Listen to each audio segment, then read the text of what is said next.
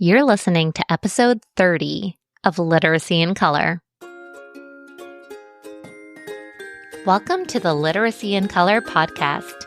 I'm your host, Michelle Sullivan, a science of reading advocate with over a decade of experience as a reading interventionist and literacy coach. I'm passionate about making evidence-based instruction both effective and engaging. If you're interested in captivating our learners on reading fluently and understanding language, or as I like to call it, keeping it colorful, then you've found the right place. Each week, we'll explore intriguing lit bits and practical strategies around the science of reading and structured literacy to help you be colorful and teach colorfully. Are you ready to bring literacy to life?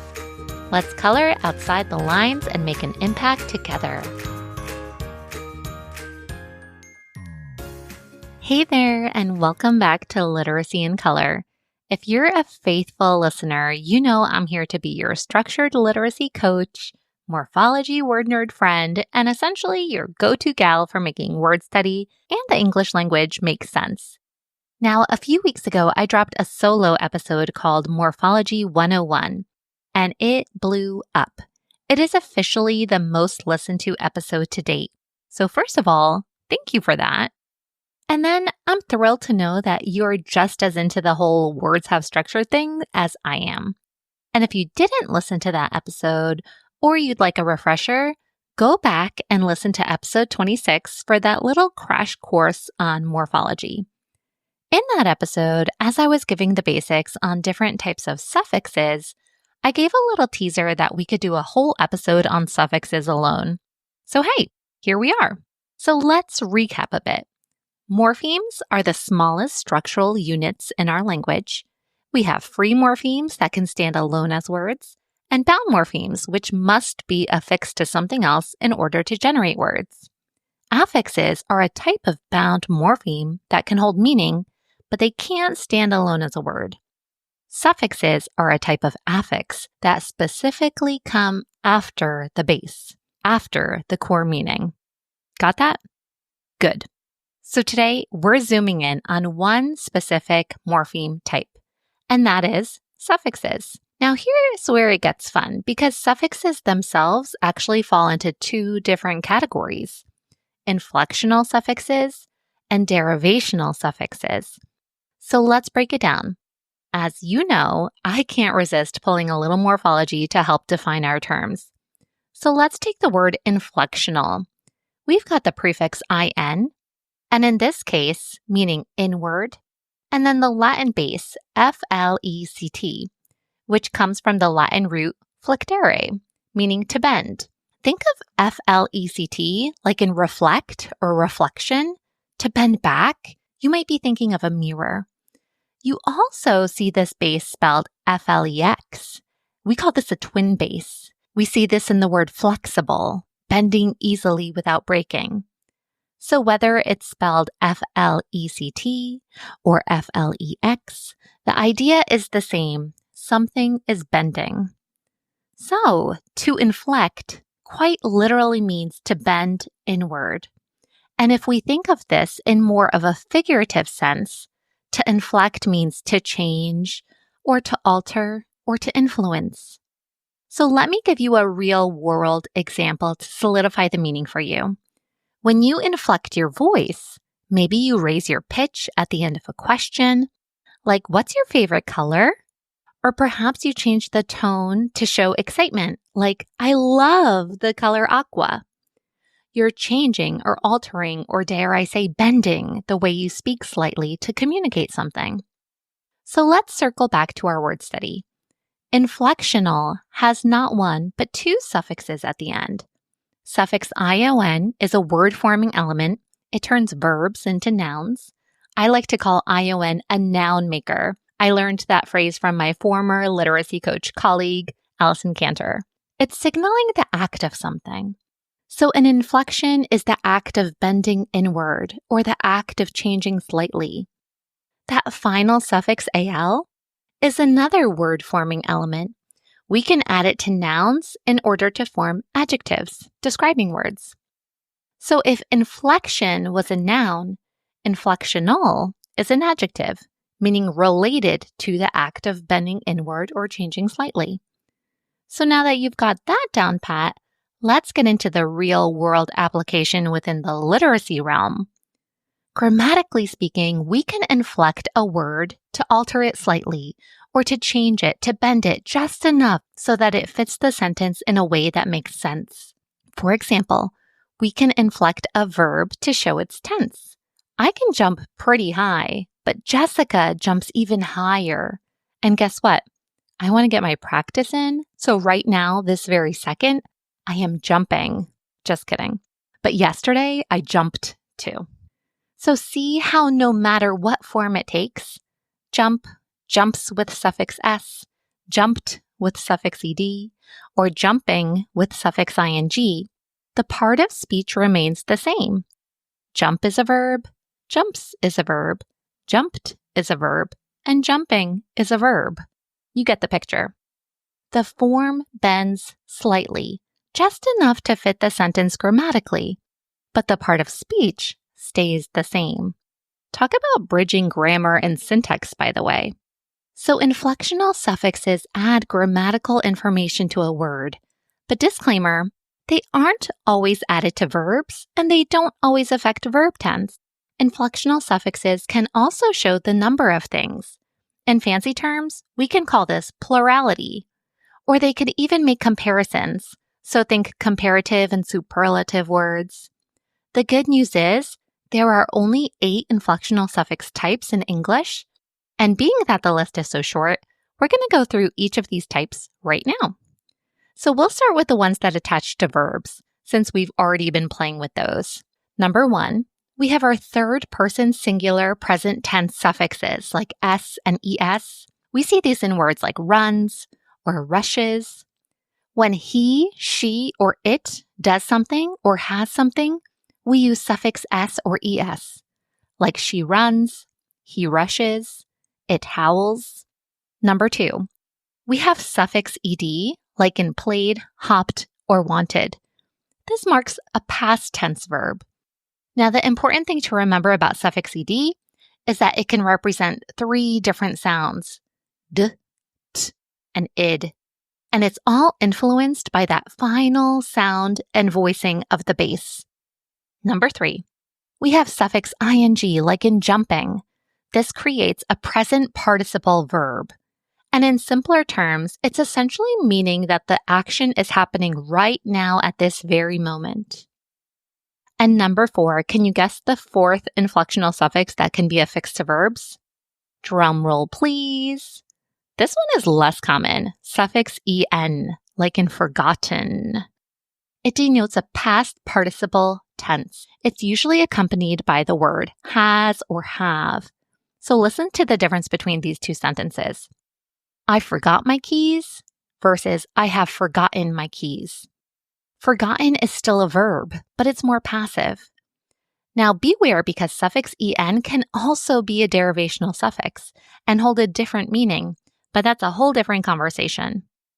So now that we have 4 inflectional suffixes that can be affixed to verbs, how about nouns? Number 5, we have our plural suffixes, like s and es again. Yep, that's right. Same suffix as before, same spelling, but this time, a different meaning, a different job. Now, just a quick disclaimer. While s and es are the most common plural suffixes, there are a few less common ones that show up too, like the I in fungi. But the big idea here is that these suffixes are all doing the same thing, marking plurality. That's their job. All right, number 6. And there's yet another suffix that can be added to nouns. And it's also something that involves an S. But this one's a little special though. It needs something in front of it, an apostrophe. So apostrophe S. Apostrophe S is an inflectional suffix too. And it shows the very close relationship, often ownership between 2 nouns. Michelle's beach towel, Gerard's surfboard, or the ocean's tide. So it's not just a punctuation mark, it's morphology at work. So let's pause for a second. We've talked about 3 different types of inflectional suffixes that can all be spelled S. We have third person singular present tense added to verbs, like in cooks. We have a plural maker added to nouns, like in cakes. And we have apostrophe S added to nouns to show possession, like in Christine's. So no wonder kids get confused, right? Same letters, totally different functions. And that's why we, as teachers, need to understand not just how a suffix is spelled, but what it's actually doing in the sentence. Okay, let's wrap up our big 8 inflections with the adjective friends.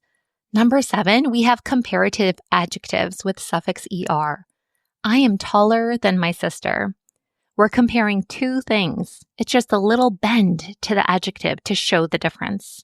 And number 8, finally, we have superlative adjectives with suffix EST. The giraffe is the tallest land animal on Earth. We're comparing more than two things at this point, and this form shows the most extreme degree. So just like the others, these suffixes don't change the word's part of speech. These words are all still adjectives, but they bend ever so slightly to tell us something new. And that, my friends, is inflection in action. Now, let's shift gears and talk about derivational suffixes. Here's where things get really interesting because derivational suffixes do more than just bend the word slightly.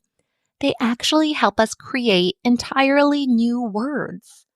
Let's nerd out again with a little word study deep dive for a minute.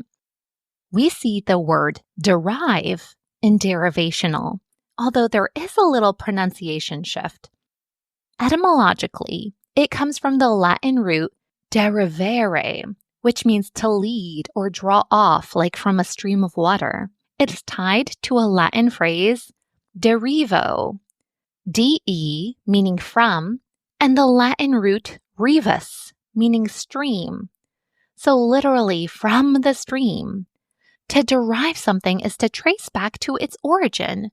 And that imagery works beautifully here because derivational suffixes are like little streams flowing from a base element. And here's a fun little fact. The word derivational also happens to have 3 derivational suffixes, ate, ion, and al. There's your morphology magic, right? So again, in the literal sense of the word, derivational suffixes generate new words floating downstream from that original source. They help us build new words by sending us afloat a little further down that morphological stream. So let's look at an example. Let's start with the verb entertain. If we add suffix ment, now we have entertainment, a noun. That suffix ment didn't just tweak the verb or bend it slightly, it transformed it into something new. Now let's change that derivational suffix to suffix er, which in this case, it's not a comparative. Remember, some affixes can have different meanings? In this case, we're left with entertainer. One who entertains, that's a noun. So in this case, er isn't a comparative suffix, it's a noun-forming suffix, one who or that which. This is the power of derivational suffixes. They often change a word's part of speech. A verb becomes a noun becomes an adjective, and so on. Now, unlike inflectional suffixes, we're not living in the single digits here. There are so many derivational suffixes in English, too many to list in one episode. But the good news is, we can group them into 3 main categories. 1, we have noun-forming suffixes. 2, we have adjective-forming suffixes. And 3, you guessed it, we have verb-forming suffixes. So let me walk you through each one with some common examples you'll definitely recognize. Let's start with noun-forming suffixes. So these little endings often take a verb or an adjective and transform it into a thing or an idea or a state of being. Here are a few common ones. First up, ion. Remember, we already said it's a classic noun maker. It attaches to verbs showing a state of or an action. So for example, the verb celebrate becomes the noun celebration. The verb invent becomes the noun invention. Now you try. The verb locate becomes the noun, location. All right, here's another noun maker suffix. ANCE and ENCE. These form abstract nouns, and they're not necessarily tangible things we can touch, but more so ideas or qualities. So confide becomes confidence. We see these in words like elegance, brilliance, difference, and innocence. Now, here's a little spelling tip. The choice between ANCE and ENCE often depends on the letter that comes right before the suffix. For example, we spell innocence with ENCE because of the soft C sound. If we used ANCE, we would pronounce that word innocence. Let's look at one more noun maker. And this one's super transparent. NESS. So while ION and ANCE and ENCE are Latin-based, NESS comes from Old English, so that good old Anglo-Saxon layer of language. It's denoting a state or quality. Kind becomes kindness, dark becomes darkness, happy becomes, your turn, happiness. It's the state of being happy, right? All right, next up, we're going to talk adjective-forming suffixes. These take nouns or verbs and turn them into describing words. Here are a few go-to suffixes in this category. We already talked about the AL, like in inflectional and derivational.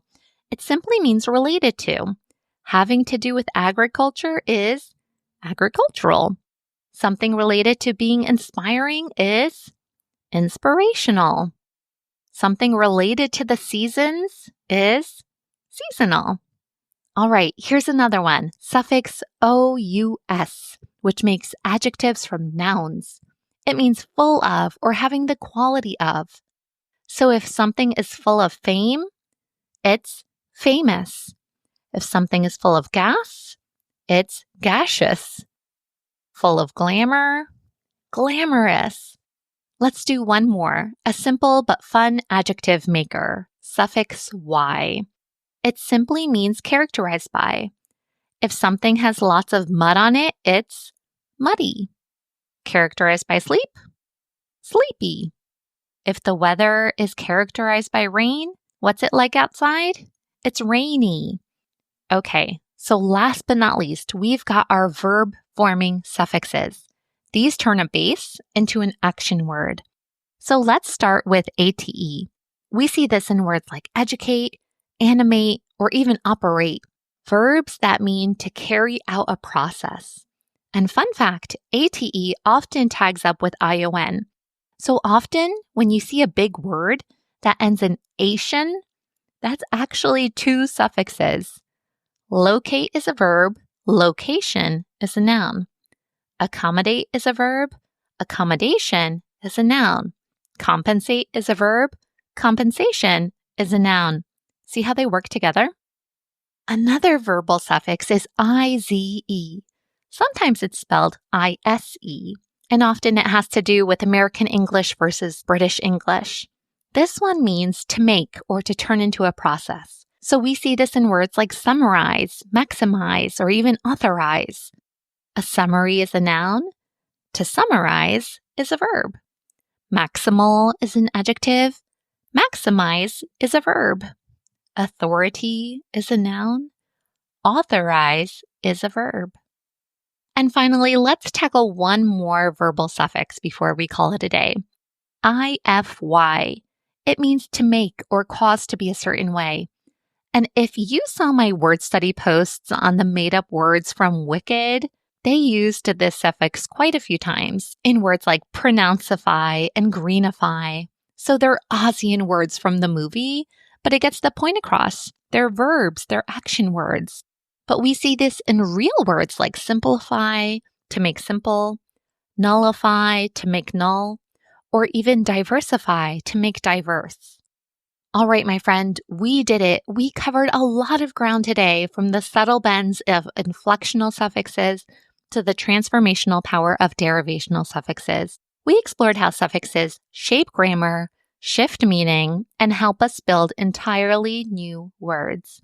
We even had a little etymology fun along the way. So here's what I hope you're walking away with. Inflectional suffixes bend a word just enough to fit the sentence grammatically without changing its part of speech. Derivational suffixes build new words, often, but not always, changing the part of speech, and it's expanding the meaning in different ways. And knowing how suffixes work give our students a window into the structure of language, which ultimately builds stronger readers, writers, and thinkers. So if this episode sparked ideas for your next morphology lesson, or if it gave you that little aha moment, I'd love to hear from you. Tag me on Instagram, send me a DM, or leave a quick review wherever you're listening. That truly means the world to me. And if you want to go deeper into morphology, stay tuned because we've got more word nerdy goodness coming your way soon. Until then, keep being that wonderful, colorful teacher that you already are. Thank you so much for tuning into Literacy in Color. I hope today's episode left you feeling both inspired and equipped with something new to add to your teaching toolkit. If you're enjoying this podcast, it would truly mean so much to me if you'd leave a 5-star review. It helps other educators find the show and join our colorful community. And don't forget to hit the follow or subscribe button so you never miss an episode. For more tips, tools, and resources, be sure to check out the links in the show notes at michelleandthecolorfulclassroom.com. Thanks again for listening, and I'll catch you next week. Until then, be colorful and teach colorfully.